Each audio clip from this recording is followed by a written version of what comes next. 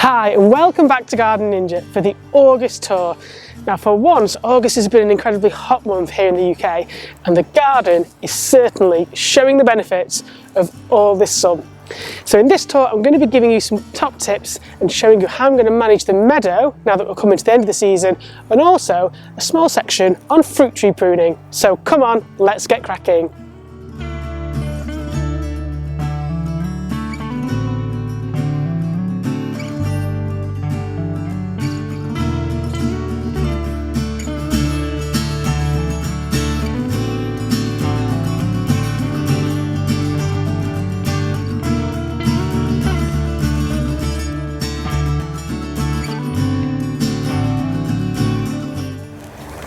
So it's that time of the year when I need to do the second mow on the wildflower meadow, and that's usually around September time. So although this is the August update, we're actually in the first week in September. Now I'm walking up to the meadow and you'll see that most things have pretty much finished. It's just kind of like a beige layer of froth. And we also know last month that we talked about Ragwort, and it started a really interesting conversation with a number of you online. Some people really concerned that I'd referenced Ragwort and that I was growing it. So I always listen to your feedback, and I just want to provide a bit more context really. So this meadow here was paddock, it was rural land, and if you followed the guide last year, you'll know that I planted about 800 different plants in here. However, I didn't plant any ragwort. It just came up on its own volition, and I left it this season. But what I have done to try and address some of the issues about it potentially self-seeding and getting into other people's gardens. So what I did was I cut off every single one of the flower heads before they went to seed. And because ragwort is a biennial, it means that it will think that it's gone to seed because it's flowered and they were about to. Because I've cut them off, the base will now die back, and it also means that they won't propagate. But I am glad that I let them grow because I saw loads of cinnabar moth caterpillars feasting on them. But it is a valid point that if you're growing things that could end up getting into cattle feed, you need to be really careful. Now luckily there's no cattle around here. We've got some turf that's grown in the field next door, so I knew from when I saw it growing that it wasn't going to get into anyone's food source. But you do need to be careful, but again, research your plants. If unsure, do your research and just manage things correctly. So now is the time to mow down the majority of this meadow. Now I've got some shrubs and trees in here which obviously I don't want to mow down, but the purpose of doing the mow is to reduce the vigour of the grass and to help all the other herbaceous perennials and annuals that have self-seeded by now to germinate ready for next year. And if we don't mow it, there's going to be loads of competition, they're going to really struggle, and what we want is the flowers to kind of outcompete the grasses. But this meadow is going to evolve over the next few years. It's already changed this year from last. We've got all sorts of weird and wonderful things popping up, but it does require the 3 mows of the year. First in spring, second in September, and then the last cut, which is the end of October. So I'm going to get on the cherry bomb and get this mowed. But you also need to make sure that you collect all your clippings because you want to reduce the fertility of any meadow. So off we go to the mower.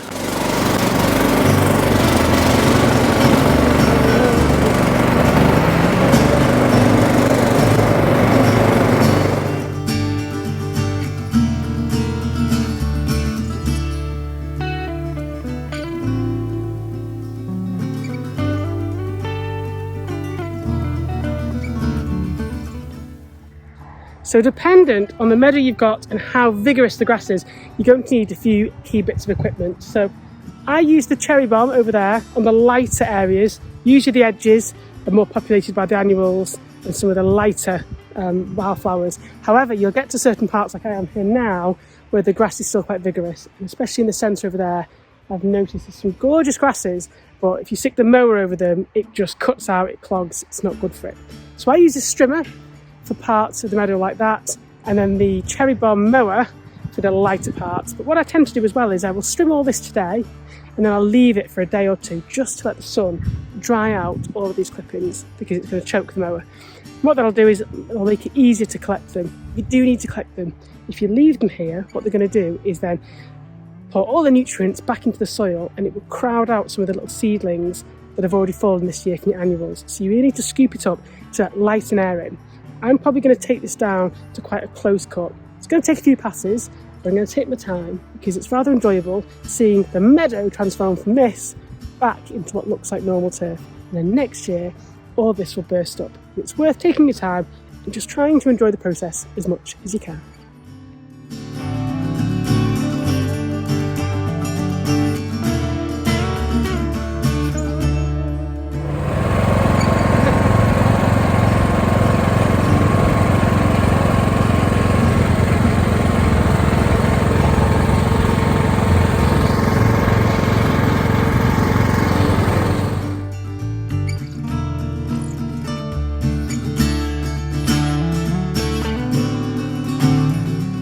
Now, one question I've been asked this month is how to get height in small gardens without using trees. And a good example is behind me. You'll be able to see here, just look at these ornamental grasses. We've got Molinia, we've got Panicum, we've got Calamagrostis, all slightly different forms and sizes. But the one thing they do is bring height to a garden, but they're really translucent. So if you're a bit panicked about putting a tree in a small garden because of things like shade or access to water, then why don't you consider ornamental grasses? Because they really help bring the borders to life. Because what we don't want are those borders that are all one height, usually around the knee.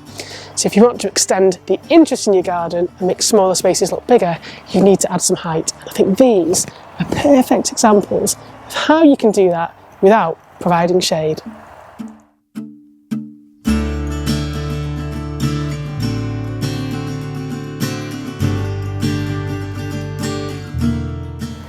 Now we're over at the orchard, and this was only really planted about 3 or 4 years ago.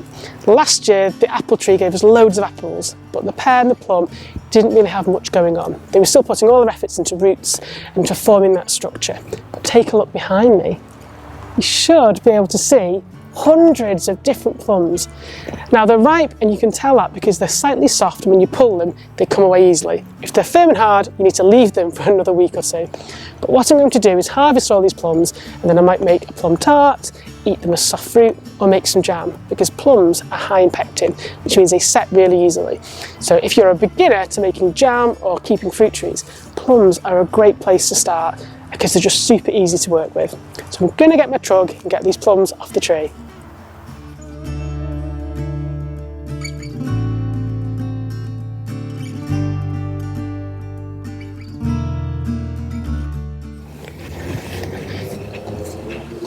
So I'm over here at the orchard, and before I mentioned I was going to give you a quick guide to some more fruit tree pruning. Behind me we've got this gorgeous cherry. It's come on really well over the past few years, it's got a nice shape. However, you'll notice that there's quite a few low hanging branches here, which provides a bit of a problem because it's tricky to trim around the tree because there's turf around it, and it also means that a lot of the low hanging fruit fall off, they get damaged. So now is the perfect time in the middle of summer to prune your prunus, your plums or your cherries. Now I'm going to be using these. They're a small pair of Felco secateurs that they've sent me, and these are beautiful because they are sized for your hands, and I've got quite small hands, so these are perfect. Super sharp, and I'm going to use them just to take off some of the lower branches. And what I'm going to do is take them back to either the next branch down or right back to the main trunk. I want to clear out the base so that I can get my strimmer in, so that I can make sure that it's all clean and tidy. And I'm going to show you that now. So it's all these low hanging branches that I want to clear back to the main branch there, that V that you can see. So I can get in here and trim this without damaging the branches, and you'll see a few of them have been snagged and snarled, which you don't want because that's going to damage the tree. So let's get straight in there. This one here is in the way. I'm going to get rid of that.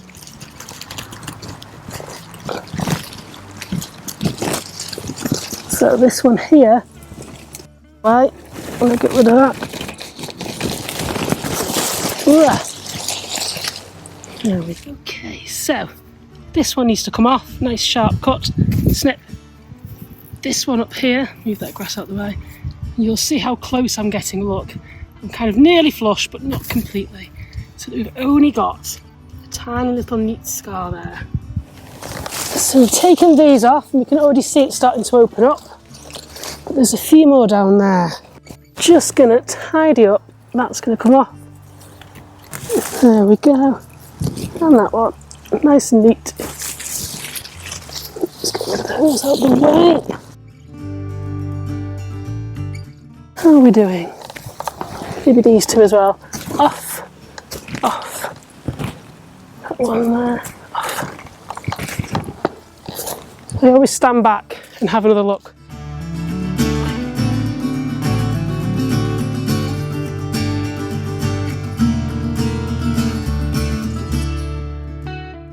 Now there's a really good reason why we prune the Prunus group, plums, cherries, in summer and not in winter. And that's because they can suffer from silverleaf disease in the winter, which isn't very nice. It affects the tree, sometimes it kills it. So we always prune them in the middle of summer, which gives them time to heal before the winter.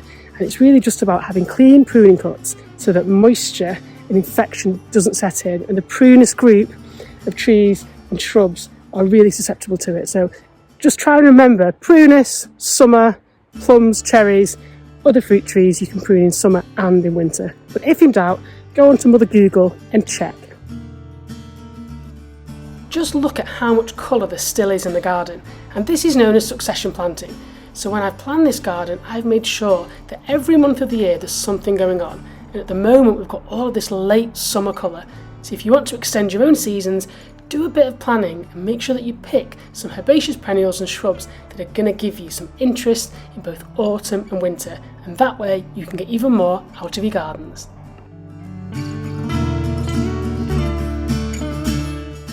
So that brings us neatly to the end of the August tour, and there's still an awful lot going on in the garden.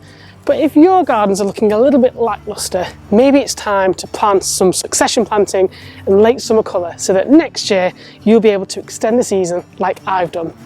If you like this video, please subscribe to my YouTube channel where there are loads more garden design, hints, tips and hacks to help you make your gardens awesome.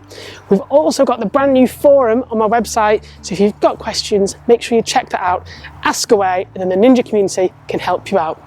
I've been Garden Ninja, happy gardening.